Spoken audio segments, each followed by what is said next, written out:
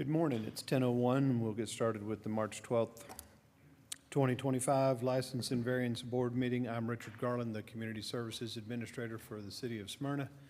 To my far left is Andrea Worthy, Economic Development Director, and to my left is Bo Jones, the Water and Utilities Director for the City of Smyrna, and we make up the License and Variance Board that will be hearing the request this morning. With that, we'll get started with item A, B25-027, which is a variance request to allow new construction on a substandard lot on land lot 452 at 1000 Dell Avenue by PLR Properties, and at the request of the applicant, they've requested that this be tabled for this meeting and be moved to the March 26th meeting. So can I hear a motion to table? Motion to table. Second motion. Table, and a second. Please vote. That motion carries. Item B is variance request V25-028 to reduce the required parking spaces from 25 spaces to 11 spaces on land lot 810 at 2468 Spring Road. Shahjad Parina is the applicant, and at the request of staff, they are requesting a motion to table to the March 26th License and Variance Board meeting. Will I hear a motion to that effect? So moved. Second. I have a motion and a second to table to March 26th, and it's been properly seconded. Please vote. And that motion carries. Next item on the agenda is variance request V25-029, eliminate the sidewalk requirement per section 717.131 on land lot 810 at 2468 Spring Road. Shahjad Parina is the applicant, and again, at the request of staff, they request that we table this request to the March 26th board meeting. Do I hear a motion to that effect? I motion to table. Second motion. We have a motion and a second. Please vote. And that motion to table passes. Next item on the agenda is variance request V25-030, reduce the side setback from 10 feet to 0 feet for a dumpster on land lot 810 at 2468 Spring Road. Shahjad Parina is the applicant on this one again. And again, at the request of staff, they would like for us to entertain a motion to table to the March 26th License and Variance Board meeting. So moved motion. Second. We have a motion and a second. Please vote. That motion passes unanimously as well. Next item on the agenda is a variance request V25-013, allow new construction on lot of record below minimum requirements on land lot 486 at 1068 McLendon Avenue. PLR Properties Incorporated is the applicant. Ms. Crow, can we get the background on this, please? All right. Yes. Good morning, Caitlin Crow, Planner 1 Community Development. So as you just read out, this variance is V25-013 to allow for new construction on a lot of record that is below minimum requirements. So the subject parcel is a 0.27 acre lot located at the southwest intersection of McLendon Avenue and Hollis Street.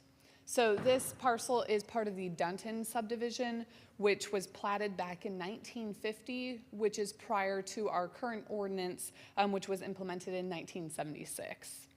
So the applicant is proposing to renovate the majority of the existing about 1,100 square foot home. They are going to be doing a large addition on the rear, which will include a new deck as well. So this new addition, once it's completed, will create a 5-bedroom and 4.5-bath house, and will have a hardy plank facade, which matches the exterior as it sits today. The home will be accessed off of McLendon Avenue, which will be repaved during this construction effort. Per the applicant, the existing chain link fence in the rear of the property will remain as it is today, whereas the front of the chain link fence in the front yard will be removed as, again, part of the construction effort. So since the chain link fence is existing today, it's been there since at least 2008, we are allowing that to remain in as grandfathered. However, if there is any movement of it or any type of reconstruction of it, we will have to pursue another variance at that time. So the subject property is a little over 11,000 square feet, which is less than the required R15 minimum of 15,000 square feet. And thus, that is why we needed to pursue the variance today. However, the existing home is, again, only about 1,100 square feet, which is also under the R15 requirement of 2,000 square feet. So once this home is completed, it will actually now be in compliance with the R15 minimum floor area square footage. So the subject property is unique in that it has less than what is required by R15. However, again, this was platted back in 1950 prior to our current ordinance, so the hardship is not self-created. So, in fact, directly across the street, this exact same variance was approved back in 2020 at 1069 McClendon Avenue. So there's a precedence of this type of variance in the neighborhood. So after reviewing the variance application, staff is supportive of the request and asks for your approval with the following 3 conditions. The first, of course, is our standard condition, that approval of the requested variance is conditioned upon substantial compliance with the site plan and elevations submitted with the variance application. Number 2, an as-built survey shall be submitted prior to foundation pour due to the proximity of the setbacks. And number 3, the chain link fence along Hollis Street cannot be replaced in its current location without first obtaining an additional variance. And I can answer any questions. All right, any questions for Ms. Crowe? All right, thank you. Is there a representative for PLR Properties present? If you would step forward, please. I'm going to ask that you state your name for the record into the microphone. So that, Yes, I'm Pam Tatum with PLR Properties. nice to meet you. Nice to meet you. You heard Ms. Crowe's background on this. Is there anything you'd like to add to that? No, we've been going back and forth with this, so we'll make sure that we're in compliance and that, we have the as-built survey once the foundation is poured, because we know it's going to be kind of close to the setbacks. Want to make sure that we adhere to that. And regarding the fence, if we do at the end of the project decide it's in the budget to replace it, we'll come back and have a variance at that point. Great. Are there any questions for the applicant? Okay, you stated it, but I'm going to state it again because Yes. Caitlin will look at me strangely if I don't. There are 3 conditions. Yeah. You agree to adhere to all 3 of those conditions? I do, Okay, yes. awesome. Thank you very much. Okay, thank you. This is a public hearing. If there's anyone here who'd like to speak for or against this variance request, please do so at this time by stepping to the microphone. Hearing none, we will entertain a motion. I motion to approve V 25-013, a variance request to allow new construction on a lot of record below minimum requirements in land lot 486 at 1068 McClendon Avenue, PLR Properties, Inc., as the applicant. Second motion. We have a motion and a second. Please vote. That motion passes unanimously. Next item on the agenda is variance request V 25-020. There will be 2 requests on this property, so we will hear them both at the same time, but we'll have to vote on them separately. 020 is reduce the rear setback from 30 feet to 23.1 feet on land lot 382 at 756 Park Manor Drive. Adam Hoffman is the applicant. Ms. Crowe, you'll give us the background on both of these, please? Yes, of course, thank you. So again, Caitlin Crowe, Planner 1 Community Development. So as you mentioned, the first variance of the 2 is V 25-020 to reduce the rear setback from 30 feet to 23.1 feet. And then the second variance will be V 25-021 to increase the maximum impervious surface area from 45% to 56.7%. So this subject parcel is a 0.11 acre lot located on the east side of Park Manor Drive, which was within the Sherwood Park subdivision. So the current property is occupied by a single-family home, which is actually already over the impervious coverage by 17%, which is almost 850 square feet. This is significantly over what was approved back when the house was built in 2012. This looks like it's mostly accounted by some artificial turf that was installed in the rear and some landscape rocks that were on the side, which were done without any type of variances, but no permits were required for that. So that's probably where the discrepancy happened. So the applicant is proposing to replace the existing 220 square foot deck with a larger 548 square foot covered deck, as well as some accompanying stairs to get back to the rear yard. So as part of this construction, they're actually going to remove those landscaping rocks and reduce the artificial turf down to try and bring that impervious coverage a little bit closer to the maximum requirement of 45%. However, this will still be over the maximum, but because the previous nonconformity was already existing, the hardship is not self-created. And again, the applicant is trying to bring it closer to compliance than what is today. So in the plan review, the city engineer was able to look at this property and deemed that there was no stormwater mitigation that was required to be able to support these variances. With the existing deck location, they're also going to be expanding over that rear setback. The backyard is pretty hilly, so there's actually already a retaining wall that kind of bisects it, so there's not much usable space. So they are trying to maximize that as much as possible. However, by doing this, they are also going to be going over a drainage pipe in the rear. It is a private pipe, so the HOA as well as the city engineer have approved off on this location. So community development believes that these two variances are the minimum variance needed to maximize any type of usable space on the property. Any type of construction on the property would have merited a variance because they are, again, already over the existing impervious coverage.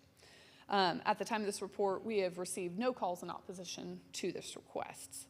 So after reviewing the variance application, staff does support the request and recommends your approval with just a standard stipulation that approval of the variances shall be conditioned upon substantial compliance with the site plan submitted with the variance application. And again, I can answer any questions. Any questions for Ms. Crowe? Thank you. All right, thank you. Mr. Hoffman, present?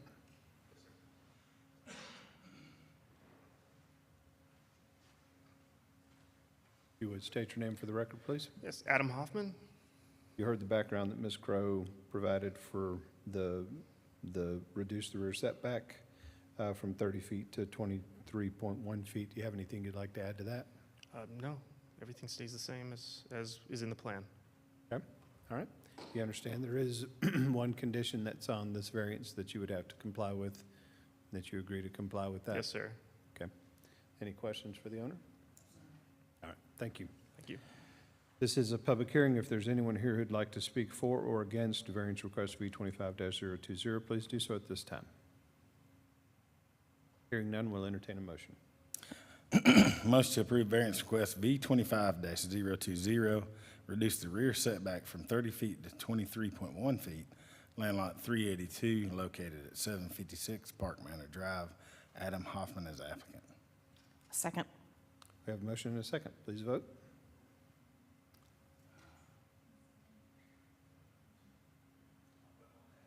That variance was approved. The next variance on our agenda is variance request V25-021 to increase the impervious area from 45% to 56.7% on land lot 382 at 756 Park Manor Drive. Adam Hoffman is the applicant. We've heard the background from Ms. Crowe. Is there anything you'd like to add to that, Ms. Crowe? Not at this time. Any questions for Ms. Crowe regarding this? Mr. Hoffman, you understand the same condition applies to this variance? Yes, sir. You agreed to adhere to that as well? Yes, sir. Okay, that was in the affirmative. Any questions for the owner? No. All right. If there's anyone here who'd like to speak for or against variance request V25-021, please do so at this time by stepping to the podium. Hearing none, we'll entertain a motion. I motion to approve V25-021, a variance request to increase the impervious surface area from 45% to 56.7% in land lot 382 at 756 Park Manor Drive. Adam Hoffman, the applicant. Second motion. We have a motion and a second. Please vote. Yeah, that passes unanimously as well. Next item on the agenda is variance request V25-025, reduce the street side setback from 10 feet to 6.3 feet on land lot 486 at 3050 Nichols Street. Mark McAfee is the applicant. Ms. Crowe, could we hear the background on this, please? All right. My shirt is coming undone here a little bit. We're just gonna fix that. Okay, good morning. Again, Caitlin Crowe, Planner 1 Community Development. So this variance, as you just read out, is V25-025 to reduce the street side setback from 10 feet to 6.3 feet. So this subject parcel is a very unique lot. It's located at the intersection of Medland Street and Nichols Street, but there is also an access easement at the rear of the lot that serves as the shared driveway for all of the homes along Nichols. So in essence, it does have 3 road frontages, which really limits the buildability of this lot. So I do want to note that the street side setback is 20 feet for this lot, which was recorded back in 2007. However, during the rezoning, which was in 2006, part of the stipulations of the rezoning was that they would donate 10 feet of right-of-way to the city. Again, so that's 10 feet off of the 20 feet that was required for the street side setback. Because of that, we did limit the street side setback to 10 feet for the variance, just to account for that right-of-way dedication, as we do not penalize developers for the dedication they make during rezoning. So that is why, although the plat does call out a 20-foot street side setback, the variance is from 10 foot. So with that out of the way, the applicant is proposing quite a significant addition on the rear of the home, which will be a 2-story addition. They will be expanding the lower floor with another 2-car garage. The existing 2-car garage will be constructed into being a workshop and a 1-car tandem garage. And on the second floor will be a bonus room that will be complete with a bedroom, bathroom, and a little kitchenette. No stove will be included in that bonus room. Per the applicant, this is to be used by the applicant and his family and friends. Just because of the circumstances surrounding the job, this is kind of a place to get away from the family and be able to sleep during the day. So the existing, the new addition is only going to be accessed via exterior stairs. So there will be no connectivity to the existing house. However, it's a bedroom and a closet area, so it doesn't make as much sense as something if it were a living room area that there might be a connection. So in the only logical area on this property to build any type of extension due to those, again, 3 kind of streets that surround it is on that existing driveway. Thus, staff is supportive of the request. So after reviewing the variance application, again, staff is supportive and recommends your approval with the following 3 stipulations. So the first, approval of the requested variance shall be conditioned upon substantial compliance with the site plan and elevations submitted with the variance application. Number 2, the bonus suite shall not be rented or occupied for gain, except as permitted in Chapter 22 as it pertains to the operation of short-term rental units. And number 3, these conditions shall run in perpetuity with the property and as such are applicable to any future homeowner. And I can answer any questions. Questions for Ms. Crowe? All right, thank you. Thank you. Mr. McAfee, are you present?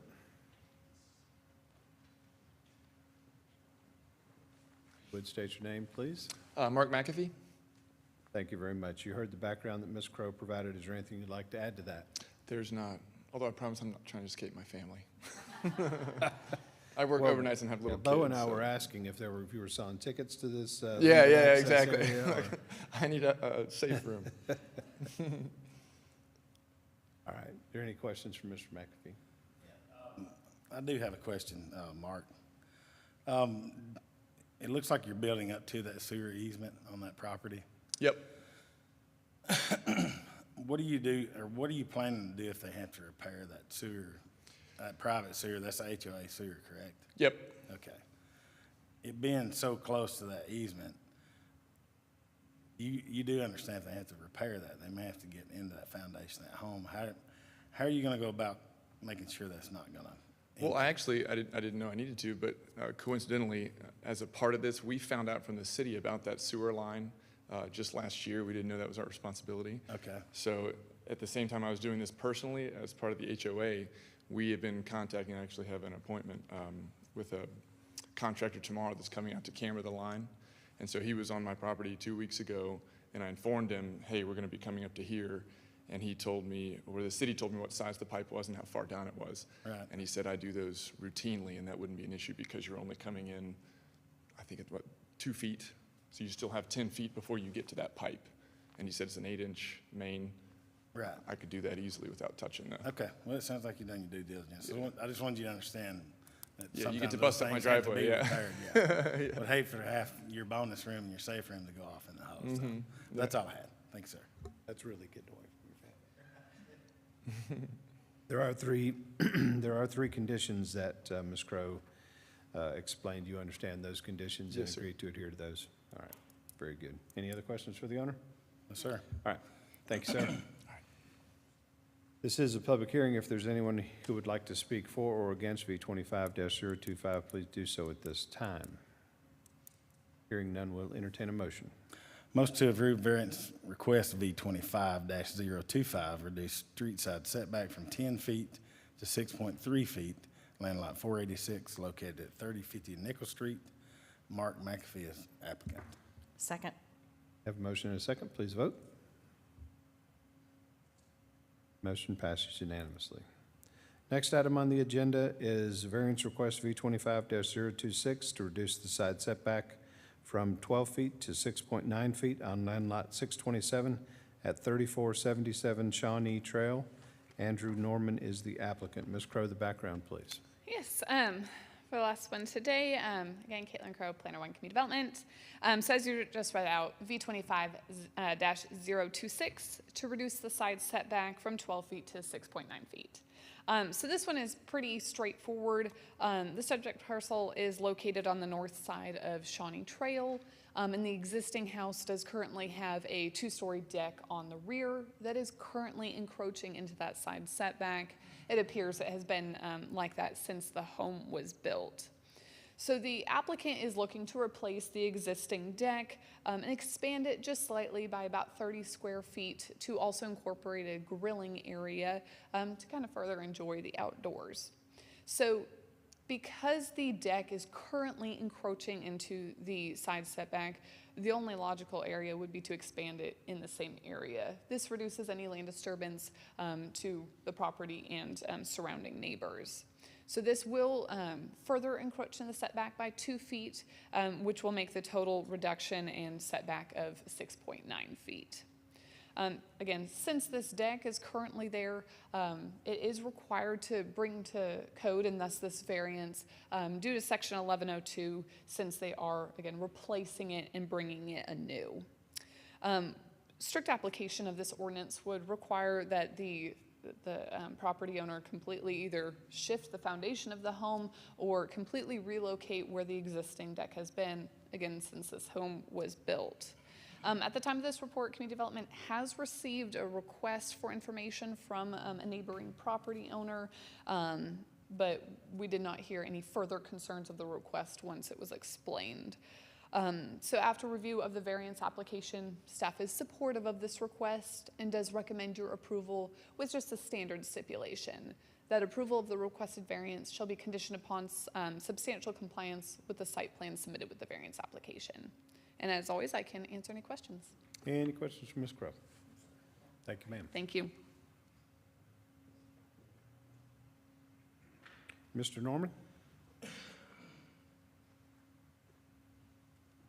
What's a good word? Morning, Andrew Norman. Nice to meet you. You heard the background that Ms. Crowe provided. Is there anything you'd like to add to that? Yes, sir. Okay. Are there any questions for Mr. Norman on this variance request? All right.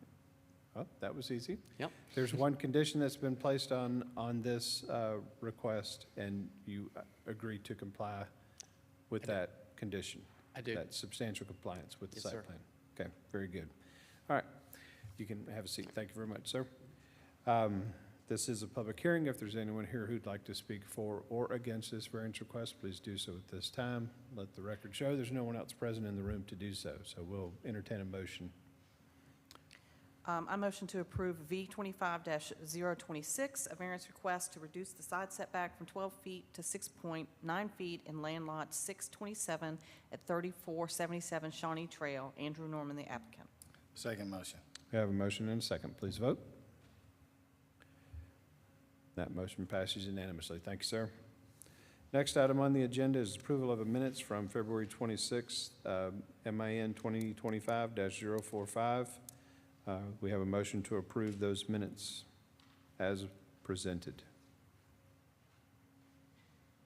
So moved. We have a motion and a second. Please vote. That motion passes unanimously. Is there any business, other business that needs to come before License and Variance Board this morning? And we'll adjourn.